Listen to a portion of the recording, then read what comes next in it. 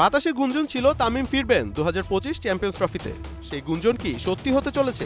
তামিম হেসে কি বলছিলেন ফারুক আহমেদকে? কি এমন কথাই বা বসে থাকতে পারলেন না ফারুক আহমেদ? দলের ওপেনাররা ফর্মে নেই, তাহলে কি চ্যাম্পিয়ন্স ট্রফিতে দেশসেরা ওপেনারকে পেতে যাচ্ছে বাংলাদেশ? তারুণ্যর উৎসবে বসেছে মিলন মেলা। বিসিবি বস ফারুক আহমেদকে দেখেই ছুটে আসেন তামিম ইকবাল। তামিমের কথা শুনেই দাঁড়িয়ে যান প্রেসিডেন্ট। তবে কি চমকপ্রদ নিজের কোনো ইচ্ছার কথাই জানিয়েছেন খান সাহেব? লম্বা আলোচনা চলেছে তামিম ইকবাল ও ফারুক আহমেদের। দুজনের মুখের মিষ্টির হাসি কি তামিমের ফেরার আভাস দিচ্ছে না?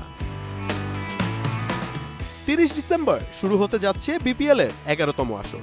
ডিফেন্ডিং চ্যাম্পিয়ন দলের দুই সেনা তামিম ও মুশফিক এবার তাদের সাথে যোগ দিয়েছেন টাইগার কাপ্তান নাজমুল হোসেন শান্ত।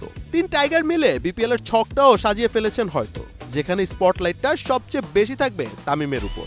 বিপিএল এ দারুণ পারফর্ম করে বরিশালের হাতে আবারও ট্রফি উঠিয়ে চ্যাম্পিয়ন্স ট্রফিতে নিজের নাম লিখাবেন খান সাহেব।